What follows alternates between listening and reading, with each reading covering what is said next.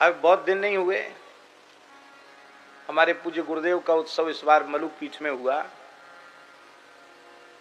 पौष शुक्ल षष्ठी का उनका अवतरण दिवस है।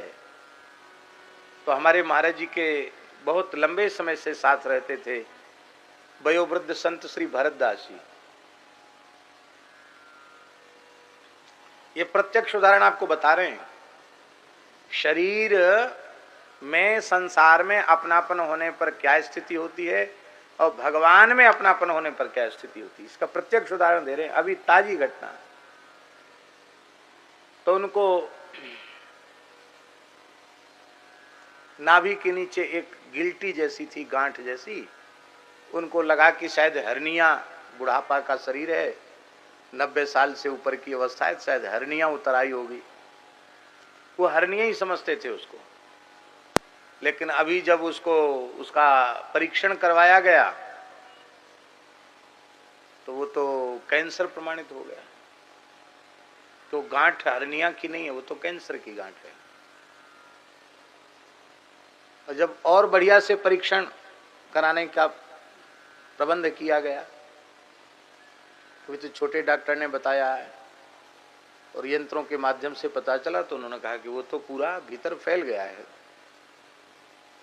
और डॉक्टरों ने कहा कि अभी उम्र इनकी इतनी है कि और कोई बड़ी चिकित्सा इनकी संभव नहीं है, और ये गांठें बढ़ रही हैं, भीतर तक बढ़ गई है।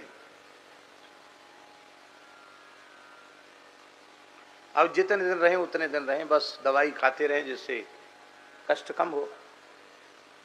उनको पता लग गया बाबा जी को, उनको पहले यही बताया था कि ऐसी गांठ है, गिल्टी ठीक हो जाएगी। पता लग गया उनको। आप सोचो, विचार करो, इस तरह के किसी मरीज को पता चल जाए कि मुझे कैंसर होगा तो उसकी क्या हालत होगी? घबराएगा कि नहीं? समझेगा अब तो हम मरे। पर उन्हें इस बीमारी का पता चलने के बाद बिल्कुल भी चिंता, दुख, कष्ट, घबराहट बिल्कुल नहीं हुई। बस हमारी याद करने लगे, महाराज जी कब आएंगे। महाराज हम बाहर थे, हम आए तो बोले कि महाराज हम बहुत आनंद में हैं, हमें कोई कष्ट नहीं है। हम बहुत आनंद में, हम कोई कष्ट नहीं है, हम दवाई तो कोई खाएंगे नहीं। और राधा रानी की बड़ी कृपा है, श्री जी की हमारे ऊपर बहुत कृपा है, हमको कोई कष्ट नहीं है। बस मैं आपको इसलिए याद कर रहा था कि कैसी भी शरीर की स्थिति हो जाए, आप हमको हॉस्पिटल मत ले जाना, क्योंकि हमें शरीर का अनुसंधान नहीं है। हम तो आज भी निरंतर ठाकुर जी, श्री जी का स्मरण कर रहे हैं, हमको कोई कष्ट नहीं है। एक इच्छा हो रहे, क्या? बोले हम एक कथा जजमान बन के सुनना चाहते हैं। भाई इतने जल्दी तो समय भी नहीं है, आपका शरीर भी ऐसा है। तो फिर ये निश्चय किया कि महाराज जी के उत्सव में इनको यजमान बना लेते हैं। तो कहीं क्या सुनेंगे? बोले भरत चरित्र सुनेंगे। इनको अच्छी बात है, भरत दास जी हैं और भरत चरित्र सुनेंगे, महाराज जी का उत्सव है। दिल्ली के दो भक्तों ने संत के मन में जगे हुए मनोरथ की पूर्ति की। उन्होंने कुछ से बोले बाबा चिंता मत करना, ये आप लोग आप ही कर रहे हो ये सेवा, खूब रोज भंडारा हो, खूब उत्सव हो, खूब बढ़िया हो। दो सेवक भी आ गए, कोई न्योता देने गया, पर एक अकिंचन संत के मन में इच्छा हुई तो ठाकुर जी ने तुरंत व्यवस्था जुटाई। और मान लो न व्यवस्था जुटती तो क्या नहीं होता? तो होता ही ठाकुर जी की तरफ से होता, संत की इच्छा की पूर्ति थी। और जिस दिन महाराज जी का उत्सव था, वैसे उनके कमरे में सुनने की, देखने की व्यवस्था की गई थी और खूब कथा सुनी उन्होंने। और जिस दिन महाराज जी का उत्सव था, भक्तमाल पाठ था, तो नीचे आए, खूब प्रसन्न हो रहे थे बधाई सुन करके। और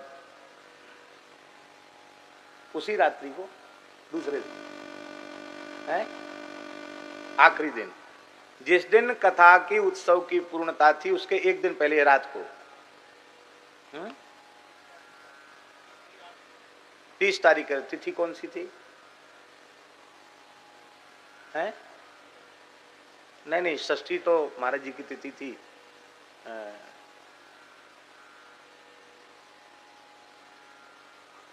है अष्टमी तिथि थी, अष्टमी तिथि थी।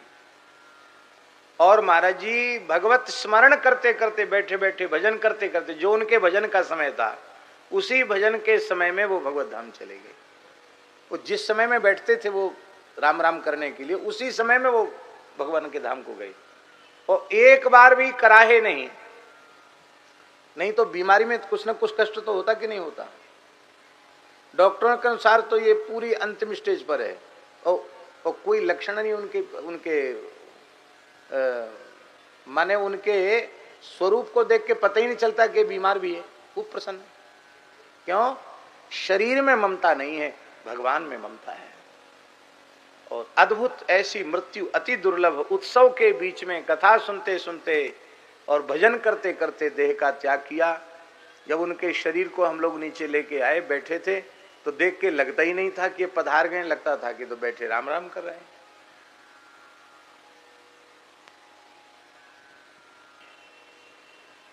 और शरीर संसार की ममता होती तो कहते भैया हमारे घर का ये पता है, ये फोन नंबर है, उनको बुलाओ आखिरी में हमसे मिल जाएं, हमको देख जाएं। ऐसी तो होता संसारी लोगों के बीच। भैया ठाकुर जी को अपना मान लो।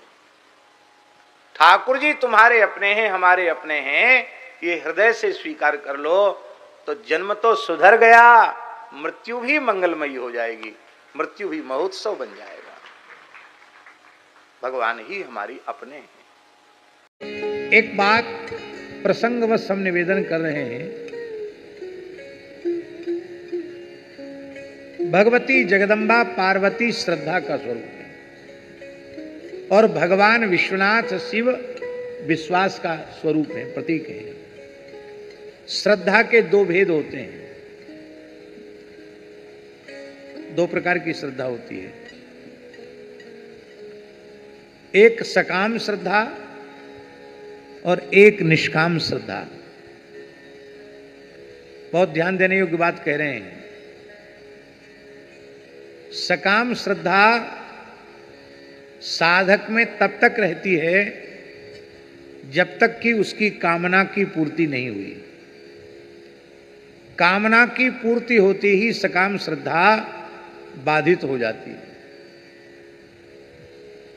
हमारी कामना पूरी हो गई, अब हमें श्रद्धा करने से क्या लेना देना, हमारा काम पूरा हो गया, जाओ अपने रास्ता। पर निष्काम श्रद्धा जो होती है वस्तुतः वही सच्ची श्रद्धा है। निष्काम श्रद्धा किसी भी परिस्थिति में प्रभावित नहीं होती, ये विशेषता है।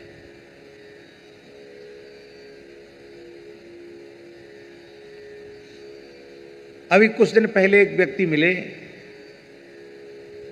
वृंदावन की बात है। उन्होंने कहा महाराज पहले बहुत अच्छे थे, जब से थोड़ा भजन सत्संग करने लगे, नाम जप करने लगे, तब से तो लगता सारी समस्याओं का पहाड़ हमारी ऊपर टूट पड़ा। पहले तिलक नहीं लगाते थे, तुलसी नहीं बांधते थे, मनमाना खाते पीते थे, तब कुछ नहीं था। अब जब से सत्संग में आए, तिलक लगाना शुरू किया, तुलसी बांधे, एकादशी करने लगे, खान पान की शुद्धि कर ली, कुछ थोड़ा बहुत साधन भी करने लगे, तो समस्या ही समस्या, खत्म ही नहीं हो रही समस्या है।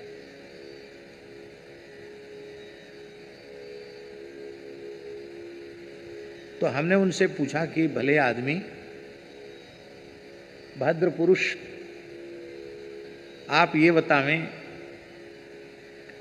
कि आप जो कुछ सत्प्रवृत्ति कर रहे हैं, नाम जप कर रहे हैं या तिलक लगा रहे हैं या तुलसी बांध रहे हैं या राम नाम का जप कर रहे हैं या विनय पत्रिका का पाठ कर रहे हैं या रामचरितमानस का पाठ कर रहे हैं, तो यह सब आपकी समस्याओं को पैदा करने के कारण बन रहा है क्या?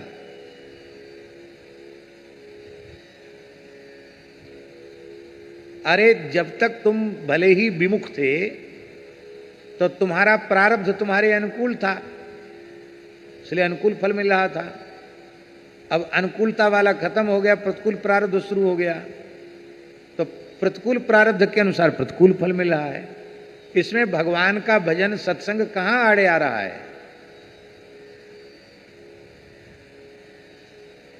इसलिए हम किसी कामना की पूर्ति के लिए, उद्देश्य की पूर्ति के लिए, किसी लौकिक नहीं, किसी पारलौकिक लाभ के लिए भी श्रद्धा न करें। क्योंकि पारलौकिक लाभ के लिए भी आपने श्रद्धा की तो वो श्रद्धा निष्काम श्रद्धा नहीं रह जाएगी, वो श्रद्धा सकाम श्रद्धा हो जाएगी। और सकाम श्रद्धा एक जैसी नहीं रहती, उसमें बदलाव आ जाता है। और जो बदल जाए और जो घट जाए वो ईमानदारी से श्रद्धा है ही नहीं। हर दिन संतों की नई दिव्य गाथा सुनने के लिए अभी सब्सक्राइब करें संतों की दिव्य गाथा।